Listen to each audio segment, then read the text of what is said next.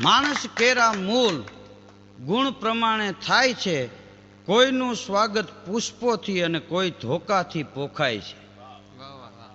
જેવો માણસ એવું એનું સન્માન થાય. કે ગામમાં ચોરી કરીને વયો ગયો હોય તો એના હામૈયા ન થાય. પોલીસ વાળા ધમધમાટી કરે હા એના કાયદા પ્રમાણે, હટી હટીને લીમડે બથું લેવડાવે. 4-5 જણા એક દી બજારમાં બેઠા હતા, એકય પાસે બીડીયું નંબરે. એમાં એક ભાઈ નીકળ્યા ટાઈ મારેલી ને કોટ ને હાથમાં સૂટકેસ ને. તો કે ભાઈ અહીંયા આવો તો. બોલો અજાણ્યો માણસ, છતાં એને એમ થયું કે આને કાંઈ કામ હશે બોલાવતા હશે, એટલે બાજુમાં જઈને ઊભો રહ્યો કે બોલો ભાઈ કયું ગામ? એ કે હું તો અમદાવાદથી આવું છું. બહુ સારું લ્યો, એકાદી બીડી આપો. તો બોલો કે હું બીડી નથી પીતો. તઈ હું કડકી ના વાયલા આવો. આવા લુખાવનો પાર નહીં ગામમાં. હવે તમે લુખા કેવડો એ લુખો એ ખબર ન પડે. ઘણી વાર માણસ છે ને પોતાની બુદ્ધિ પ્રમાણે બીજાનું માપ કાઢતો હોય, પોતે હેરાન હોય ને એ ન જોવે, આ બીજા દુઃખી છે એવું માનતા હોય છે. એક ભાઈએ તો આ ગયા વર્ષે કેરીની સિઝન હતી ને, એક હારે 20 મણ કેરી લઈ લીધી. એ કે દાબો કેરી નાખી દે રોજ, એ કે દાબો ઉકાળવો અને જેટલી પાકી હોય એટલી રોજ ફ્રેશ ખવાય. એટલે હું ત્યાં હાજરમાં મેં કીધું એ કામ તમે સારું કર્યું, કાયમ ઉઠીને જવું નહીં. ઘણા કેરી લેવા જાય ને તો આખી માર્કેટમાં આટો મારીને ઓલા ભળદા પડ્યા હોય ને ત્યાં ઉપાડી. આ કાંઈક બરોબર, હવે આ રેવા દે, આ ખાતા પછી વાહ થઈ જાય ગોઠણી. આ વાંદરા હવે નથી ખાતી એ અહીં આવી, એ ન જોવે. મેં કીધું આ બરોબર લ્યો, એક આડે તમે કેરી લઈ લીધી. એમાં તો એ 1.5 મહિનો વયો ગયો. પછી એ ભાઈના ઘરવાળા મને હામાં મળ્યા, એના ધર્મપત્ની. તો મેં કીધું કેમ છો? મને કે આનંદમાં. મેં કીધું તમે તો આ વખતે કેરી લઈ લીધી હતી એક આડે 20 મણ, આખા કુટુંબને જલસો આવી ગયો. મને કે હું હોરી જલસો આવે. અરે મેં કીધું મારી હાજરીમાં 20 મણ કેરી મારા ભાઈ લીધી છે. મને કે એ બરોબર, તમારા ભાઈના સ્વભાવને તમે ઓળખતા નથી ધીરુભાઈ. પણ મેં કીધું છે હું? મને કે 20 મણ કેરી લઈ અને અમારે એક તાળીમાં દાબો નાખ્યો. એ કે બીજે દી દાબો ખોલ્યો ને તો એમાં 4 કેરી ચાંદીવાળી નીકળી. તો છોકરાઓને મને બધાને બોલાવીને કે આમ જો આ પેલા ચાંદીવાળી રહી ને આજનો દી ખાઈ લ્યો, કાલથી હારી કેરી ખાવું. એ કે અમે ચાંદીવાળી કેરી મોઢું બગાડીને ખાઈ ગયા. એ કે ધણીનો કોઈ ધણી છે એને કોણ સમજાવે હામળા? ને 20 મણ કેરી હતી, 4 ચાંદીવાળી નાખી દીધી હોત તો મને કે શું વાંધો હતો. પણ અમને છોકરાઓને બધાને ખવડાવી, એને ખાધી. થોડીક વધી હતી વળી પાડોશીને દીધી. હવે 4 કેરી પાછી થોડીક વધારી હતી. ખાવાની જાહો જલાલી કેવી કહી છે એની. એ કે તે દી પૈતું, બીજે દી દાબો ખોલ્યો વળી 4 કેરી ચાંદીવાળી નીકળી. મને કે પૂરી થઈ ગઈ ને ત્યાં સુધી રોજ 4 ચાંદીવાળી નીકળે, કોઈ દી હારી કેરી અમે ન ખાતી. બોલો હવે એના કરતાં 4 કેરી નાખી દીધી હોત ને હારી ખાતી હોત ને તો આખી જિંદગી માણસની જેમ આનંદમાં જાય ને એમ કેરીનો દાબો થઈ રહ્યો ને ત્યાં સુધી ચાંદીવાળી કેરી ન આવત. ઘણાની જીવનમાં એવું હોય કે થોડુંક દુઃખ છે એ ભોગવી લ્યો, કાલથી આનંદ કરશું. હવે એવું ન હોય, આનંદ પહેલાં કરી લેવાય, કાલની કોને ખબર છે. આ એક ભાઈ નવું બુલેટ લીધું તો એ સવારે સાયકલ લઈને બજારમાં નીકળ્યો. મેં કીધું આ સાયકલ લઈને? મને કે હજી આ ટાયર હાલે એમ છે ત્યાં સુધી કહી લઈ. હવે મેં કીધું કોકની જપ્તે ચડી જાય તું કહી જાય, આ બુલેટ ફેરી તને વાંચો શું છે એમ. પણ સમજાવ્યા સમજે નહીં, સમજ્યા ગમે એમ કયો ને એ કહેવાથી મગજમાં નથી આવતું. પણ માણસ પોતે સમજી શકે તો નહીં તો ઘણા ધંધે લગાડે. હમણાં એક વેપારી છે ને દુકાન ખોલીને બેઠો હતો ને, એક બેન આવ્યા. એટલે એ બેનને કે બેન તમે રોજ 8 દિવસ ત્યાં કાયમ આવો છો દુકાને, બરોબર? તો કે બરોબર છે. રોજ તમે આવો છો? કે હા અમે રોજ આવી છીએ. કે રોજ તમે આવો છો બેન, પણ દાંત કાઢીને વયા જાવ છો, કોઈ દિવસ કાંઈ લેતા તો નથી. એ બેન કે રોજ લઈશી, તારું ધ્યાન નથી. કાલે કે હાબુ બટકાવી ગયા હતા, સોમવારે શેમ્પુ ઉપાડી ગયા હતા, અને મંગળવારે એ કે ચોકલેટ વાળી બહેણી હું વગાડતી હતી, કાંઈ તબલું નહોતી શીખતી. એ બહેણીને ઢાંકણું વગાડતી તારી ધ્યાન નહોતી, ચોકલેટ બટકાવીને વયા ગયા હતા. હા, એક દુહો છે આનંદ કે કરમાણદા, ગુણ કર્યા કેમ જાય, હાવજ પૂરો પાંજરે કાઢે એને ખાય. અમુક ઉપર કોઈ દી ઉપકાર ન કરે. હા, અમુક માણસ ઉપર ઉપકાર કરવાથી સામે અપકાર કરે છે. અમુક ઉપર કોઈ દી દયા ન ખવાય. ઘણા કે આત્મા છો પરમાત્મા, સિંહ બેઠો હોય ત્યાં જઈને કહેવાય કેમ છો આત્મા. ઘણા ટાઈમે મળ્યા હો તો આ આત્માની બદલી કરાવી નાખી. હરફ બેઠો હોય ત્યાં જઈને એમ ન કહેવાય કે બાબા જાજા ટાઈમે મળ્યા, લ્યો હાલો ઘડીક આનંદ કરી લઈ. રેશન કાર્ડમાંથી નામ પૂહી નાખે. હાવજને પાંજરે પૂર્યો હોય ત્યાં જઈને ઉકાળીને પૈગે ન લગાવી, લ્યો બહુ મૂંઝાણા આવીશું, લ્યો હવે લેર કરો, આપણું પૂરું કરી નાખે. જંગલમાં ઝૂંપડું વાળીને એક સંત રહેતા હતા, ગીરનું ગાઢ જંગલ. આમ તો જંગલ અને ફાર્મ બેયમાં તફાવત એટલો છે કે માણસ 5-10 લાખ રૂપિયા વાપરી અને વ્યવસ્થિત જે એક લાઈનમાં સીધા ઝાડવા વાવે, વચમાં કાયદેસરની 10 ફૂટ કે 20 ફૂટની જગ્યા રાખે, એને ફાર્મ કહેવાય. ગીરનું જંગલ છે ને એની કોઈ લાઈન દોરી ન હોય, એમાં રૂપિયા ન વાપરવો પડે, આફડું થાય. હા, એક ભાઈએ મને કીધું હતું કે લોક સાહિત્ય અને શિસ્ત સાહિત્ય બેયમાં તફાવત શું છે. તેથી મેં એને આ દાખલો આપ્યો હતો કે મેં કીધું ખર્ચો કરીને જે બનાવો એને ફાર્મ કહેવાય, ગીરનું જંગલ ન કહેવાય. એ તો આપમેળે હોય, આડે થેડ ઝાડવા ઊભા હોય, ડુંગરા હોય, ટેકરા હોય, નદીઓ હોય, હોંકરા હોય, નાળા હોય.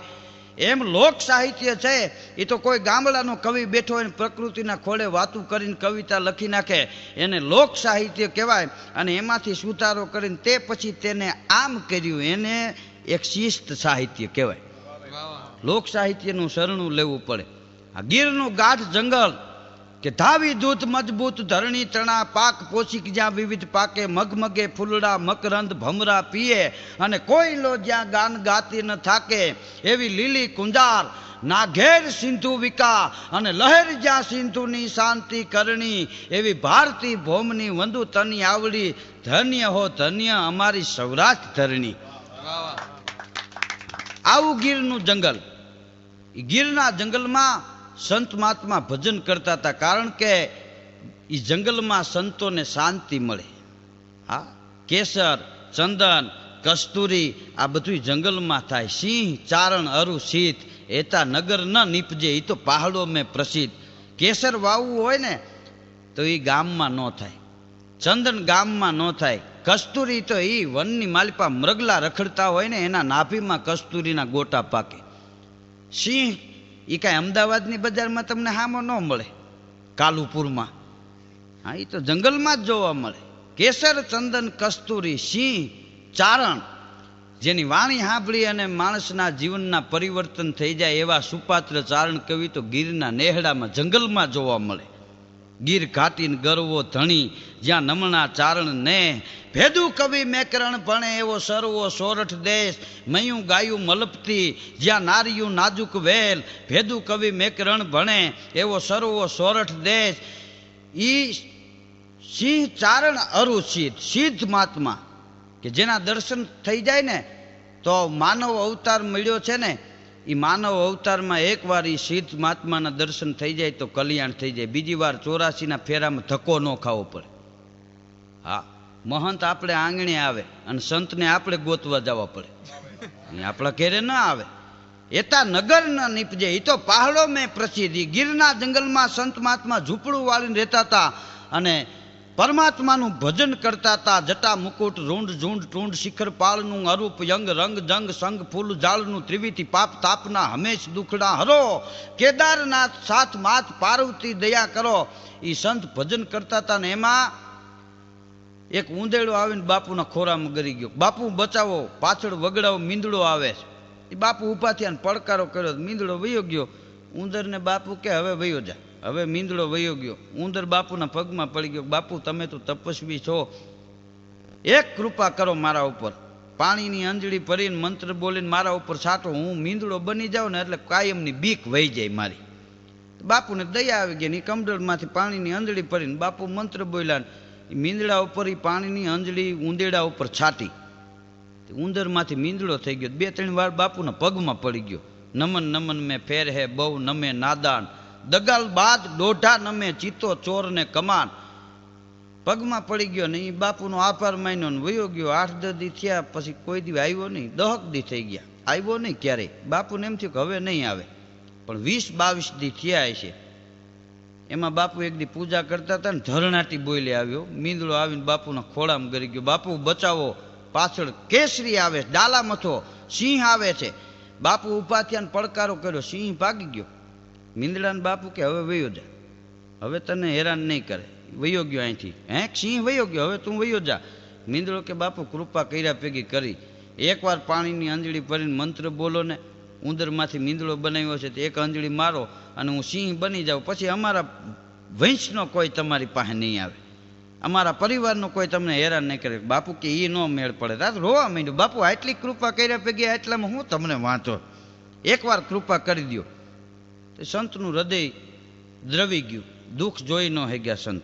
પાણીની અંજળી હાથમાં ભરી મંત્ર બોલ્યા અને મીંદડા ઉપર અંજળી છાંટી, ત્યાં સિંહ બની ગયો. પછી બાપુને પગે ન લાગ્યો, શક્કર વકર ડોળાને હામો બેઠો. 15-20 મિનિટ થઈ. બાપુ કે હવે જાઓ ખોરાકની કાંઈક વ્યવસ્થા કરો. તો બેઠો બેઠો કે હામે ખોરાક હોય ને ગોતવા જાય એને તો મૂર્ખા કહેવાય. બાપુ ઉપર ઝપટ કરવાની તૈયારી કરી. ત્યાં તો બાપુએ હડપ દઈને કમડર ઉપાડીને જટ અંજળી ભરીને મંત્ર બોલી અને એક અંજળી સિંહ માથે છાટીને પાછું ઊંધેડું થઈ ગયું આવડું અને કગરવા માંડ્યો. બાપુ મારી ભૂલ થઈ ગઈ. બાપુ કે ઉપડે જ રડતો થઈ જાય. અરે બાપુ એકવાર હવે સિંહ નો બનાવો કાંઈ નહીં, મીંદડો જ બનાવો કે ના, એ નો મેળ પડે. ઉપર તેદુના બાપુની વાહે હજી ઊંધેડા ફરે. કોઈ બાપુને તમે ઘીરે લઈ આવો ને બીજે માળે ઉતારો આપો ને તો 2-3 ઊંધેડા આવી જાય કે બાપુ હજી કૃપા કરે અંજળી મારે. તો એમ બાપુ અંજળી છાડતા નથી, બેઠા બેઠા પૂજાપો કાપ્યા રાખીને એવું નુકસાન કર્યા રાખીને. હા તોય બાપુ હામું નથી જોતા. અમુક ઉપર કોઈ દિવસ ગુણ ન કરાય. આ ગુણ તો સજ્જન ઉપર કરાય. આ ગુણ કર્યા ગોઈખા કરે, અવગુણ ભૂલી જાય કાગા ઈ કહેવાય. ઈ તો મોટા મનના માનવી. તોય સંતો ઉંદરને મારતા નથી, ભલે પૂજાપો કાપી નાખે પણ જીવની હિંસા ન કરાય. એટલે સંતો પૂજાપો કાપી નાખે છતાં ઉંદરને મારતા નથી. શું કામ? સંતનો સ્વભાવ તો જગતથી કાંઈક જુદો હોય છે. ભલે ઉંદેડા એના ઉપર અપકાર કરે પણ સંત કાયમ માટે ઉંદર માથે ઉપકાર કરે છે. આ ઉંદરને ખાવાનું પડ્યું હોય ને ઉંદર ખાતા હોય તો એ સંત ના ન પાડે, ભલે ને ખાય. આ ઉંદેડા કઠણ હોય એ જ ખાય, પોચું પાછા ખાય નહીં. આ ઉંદરના શરીરમાં એક પ્રકૃતિ એવી છે કે કઠણ વસ્તુ કાપે નહીં ને તો દાંત વધી જાય. તે 8 દીમાં એવડા મોટા દાંત થઈ જાય પછી મોટું ઉખડે નહીં. હા એટલે ઉંદરને ફરજિયાત કાંઈ ન ખાવાનું હોય ને તો એમ બેઠા બેઠા પાણો કાપ્યા રાખી, એમ કરીને દાંત માપમાં રાખવો. હા નકરા કારણ વિનાના મહેનત કરતા હોય.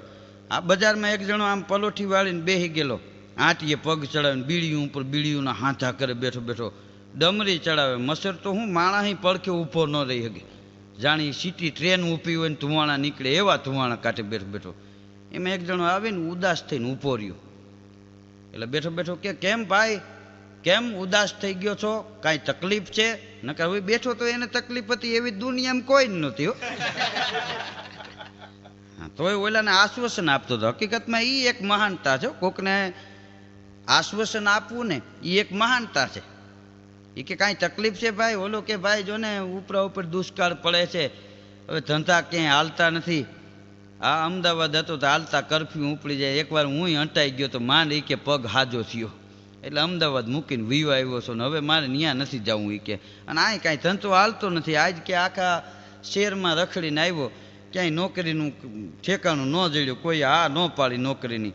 એટલે હું તો મૂંઝાણો કે હવે શું કરવું. એટલે કે મૂંઝાવા જેવું કાંઈ નથી, કે કાંઈ કામ ન હોય તો કાલથી અહીંયા વયો આવજે, તને પગાર નહીં આપું, 2 ટાણા જમવા આપીશ. ઓલો કે જમવાનું તો થાય છે ને, કે કામ શું કરવાનું, કે અટાણે મગજમારી નહીં, કાલ આવીને પૂછી લઈજે. તું તો પાછો હામો ચોટી જાય કે શેઠ સામે, એ જાણી મોટો કંપનીનો માલિક હોય એમ, કાલ પૂછી લઈજે કે. તો ઓલો તો વયો ગયો. બીજે દી સવારે આવ્યો 10 વાગે, ત્યાં બેઠો તો આંટીએ પગ ચડાવીને બીડીયું ઉપર બીડીયુંના હાથા. એટલે ઓલો આવીને કે કામ શું કરવાનું? એ કે અહીં બે છાનું મનો, ટાઈમ થશે એટલે હું તને કહીશ. તે ઓલાને એમ કે આ વળી કાંઈ માલની ગાડી આવવાની છે ને મોટો કોઈ પેઠીવાળો હોય છે ને એવું માનીને બિચારો સામે ઓટલે બેઠો. આ તો બીડીયું ઉપર બીડીયું ટટકાર્યા રાખે. 11 વાગ્યા ને એટલે કે હવે અહીંયા આવ. ઓલાને એમ કે કાંઈક હવે કાંઈક કામ મને બતાવશે. એટલે ઊભો થઈને આવ્યો, બોલો શું? એ કે જો હા મેં સદાવ્રત હાલે છે, ત્યાં જમતો આવ્યો ને મારા માટે ટિફિન ભરતો આવ્યો. બોલો એ સદાવ્રતનું ખાય છે, એમાંય વળી માણસો રાખે છે. હા માણસ ઘણી વાર ધંધેર લગાડી દે, એમ પોતાને મફતનું ખાવું એ હાલીને ત્યાં જવું ને સારું થયું કે હું કીધુંનો માણસ ગોતતો તો તું જડી ગયો, હવે મારે ચિંતા નહીં. એ તારે કાયમ અહીંયા જ રહેવાનું. પણ ઓલો કે આમાં પગારની ક્યાં વાત છે, 2 ટાણા તારે જમી લેવો, ત્યાં જમતા હોય, મારા હારું ટિફિન પડતો, મારે તો થોડા મીઠા. હા, કારણ વિનાના બજારમાં હેરાન કરતા હોય બેઠા બેઠા. અને અમુક માણસો આથી કરીને દુઃખ ઊભા કરે. એક દિવસ એક ભાઈને બુધવારની રજા, તો ઘેરે હતો, ફળી આમ ખુરશી નાખીને બેઠો હતો. ખુરશીમાં અડધું ઢીંઠું બાયણે નીકળી જાય એવી ખુરશી થઈ ગયેલી. અને એની ઘરવાળી બેઠી બેઠી લુગડા ધોતી હતી. તેમાં બેયને વાતમાંથી વાત નીકળી. બાઈ લુગડા ધોતી ધોતી કે એ તો હું આવ્યા પછી તમારે સારું થયું, નકર સારું લુગડું તમારા કુટુંબને પહેરવા નહોતું. ત્યાં તો ઓલાની સોટલી ખીતો થઈ ગયો અને ઊભો થઈ ગયો. શું કીધું? એ કે હું આવ્યા પછી તમારે સારું થયું. એ કે તારા ભાઈને વરહ દીથી ભૂખ આટો લઈ ગઈ, ન્યા જાને એકાદું વરહ, તો અમારે નિરાય તમે ધરાઈને તાન ખાય. ત્યાં તો ઓઈલીનો મગજ વયો ગયો. લુગડા ધોતી ધોતી ઊભી થઈને જેમ ક્રિકેટર ચોકો મારે ને એમ ધોકાનો ફેરવીને ઘા કર્યો. ખુરશી માથેથી રેડવી નાખ્યો, માથું ફૂટી ગયું. તે ઊભો થઈને રોવા માંડ્યો ને રોતો રોતો ગાવા માંડ્યો, રોઈ રોઈ કોને સંભળાવું. ત્યાં એના બાપા આવી ગયા કે ઈ તારી બાને સંભળાય. આ હાથીકા એને બટકાવ્યા. હું તો ના પાડતો તો ન્યા નથી હગાઈ કરવી.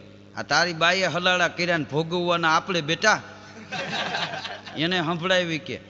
ત્યાં તો પાડોશીએ વંડીએથી ડોકું તાણ્યું ને એ ગાવા માંડ્યો. એ કે કરેલા કર્મના બદલા દેવા પડે. કારણ કે 8 દી પહેલા આ એને ત્યાં બટકાઈ આવ્યો હતો. હા, કજિયા ખાલી આવ્યો કોકના ઘરમાં. હા, માણસ કોકને સુખી કરે ને તો જ પોતે સુખી થાય છે. બીજાને દુઃખી કરવા વાળો માણસ છે ને પોતે દુઃખી થાય છે. અને ઈર્ષાળુ માણસ છે ને એના જીવનમાં ભગવાને સુખ અને સમૃદ્ધિ કોઈ દિવસ આપ્યા જ નથી. ભલે કરોડપતિ હોય તો ઘરમાં શાંતિ ન હોય, એને ક્યાંય સર્કલમાં શાંતિ ન હોય. ઈર્ષાળુ માણસના ભાગની માલિપા સુખ અને સમૃદ્ધિ અને શાંતિ આ ત્રણેય વસ્તુ કોઈ દી હોતા જ નથી. એની પાસે રહે જ નહીં. અને એકબીજાને છેતરીને કોઈ માણસ કરોડપતિ થઈ જાય ને તો છેલ્લી ઘડીએ 1 રૂપિયો એને કામમાં ન આવે. કાગ બાપુએ ટાંક મારી છે, ઝડપેલું અમી છે ને એ અમર બનાવી દે, અભય ન આપી શકે. એનામાં નિડરતા ન હોય. દેવોને દાનવો મળ્યા હતા અને ખબર વિનાનું જે અમૃત હતું એ દેવોની લાઈનમાં અપાતું હતું અને મદિરા હતા એ દાનવોની લાઈનમાં અપાતા હતા. પણ બન્યું હતું એવું કે ખબર વિનાનું અમૃત છાનમુનું ચોરીને દેવો પી ગયા ને એનામાં નિડરતા નહોતી રહી. દાનવો આવે ને ત્યાં ભાગતા હતા શંકર ભગવાનને ગોતે ને વિષ્ણુને ગોતે ને, કારણ કે એને પતાવી દે. ઓલા ઝડપેલું અમી છે એ અમર બનાવી દે, અભય ન આપી શકે. હા, ખરે ટાણે તો હકીકતમાં જે માણસે બીજાને આપ્યું હોય ને તો કામ આવે. કોકનું ઈર્ષાથી દગાથી લઈ લીધું હોય ને એ સંપત્તિ છેલ્લી કડીએ માણસને કામ નથી આવતી. એ બાટલા ચડતા હોય ને બેઠું બેઠું ઊંચું જોઈને સૂતો હોય, પાસે ખબર કાઢવા વાળા કોઈ ન હોય. હા, બીજાના દુઃખમાં જે માણસ ભાગ લે ને એના દુઃખમાં આખું જગત ભાગ લે. હવે આજકાલનો જમાનો તો એવો આવી ગયો છે, કોઈ છોકરા માટે કન્યા જોવા ગયા હોય તો વળી છોકરાના મા બાપ પૂછે છોકરીના મા બાપને તમારી દીકરીનું નામ શું રાખ્યું. હા, 1-2 માણસ પોતાના દીકરા માટે જોવા ગયા હતા. જે સામે વાળાને પૂછ્યું તમારી દીકરીનું નામ શું છે, તો ઓલા કે અમારી દીકરીનું નામ દયા છે. ત્યાં તો દીકરાની માં હતી ને એ કે એ એવું નામ જ ન પોસાય, મારી દેરાણીનું નામ દયા છે, દયા જેવો છાંટો નથી. હાલી જતી હોય કૂતરાઓને પાટા મારી આવે ને કે દયા નામ જ ન જોઈએ, અમારે તો સ્વીટી રાખવું, સ્વીટી. ઓલા કે સ્વીટી રાખો. આ સ્વીટી રાખ્યા પછી હજી સીટીયું વાગે ઘરમાં. હા, નામ એવા થોડા ગુણ કોઈનામાં હોય છે. અમારે એક દામોદરભાઈ છે, અને દામોદરભાઈના કાકા વળી કુંવરજી કાકા. એ કુંવરજી કાકાને દામોદરે પૂછ્યું, એ કે હે કુંવરજી કાકા, લગ્ન વખતે એ કે વરાજાનું ફૂલેકું શું કામ કાઢે છે? તો વળી એના કાકા કે બેટા એ બીજી વાર આવા ભવાળા ન કરે ને એટલે. હા, એક દી દામોદર બેઠો હતો ને વળી એના કાકા કે માણસના 3 વાર ફૂલેકા નીકળે.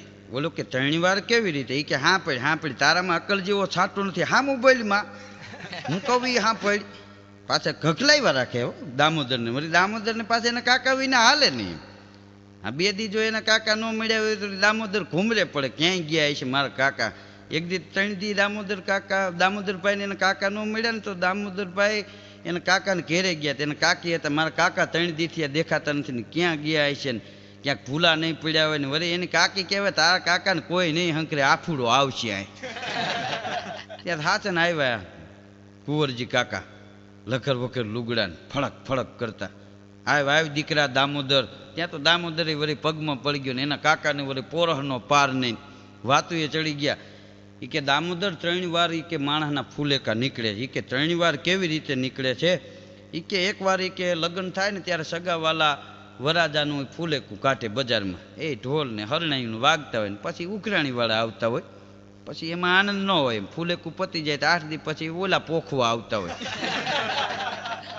વીડિયાવાળા આંટા મારતા હોય. હજી કેમ તમે દેખાણા નહીં? સોમવારનું કહીને આજ ગુરુવાર થયો. ભાઈ આવા કેટલાય વાર ટપી ગયા. લગ્ન વખતે એ કે હગાવાલા ફૂલેકું કાઢે. પછી બીજી વાર એ કે સારા કામ કરે ને તો એના જે સેવકો હોય ને એને માનથી જોતા હોય એ આદરથી ફૂલેકું કાઢે. અને ત્રીજી વાર એ કે જો ખરાબ કામ થઈ જાય તો પોલીસવાળા ફૂલેકું કાઢે. હા બહાટી બોલતી હોય અને ત્યાં ખરે વખતે કોઈ કામ ન આવે. હમણાં તો આ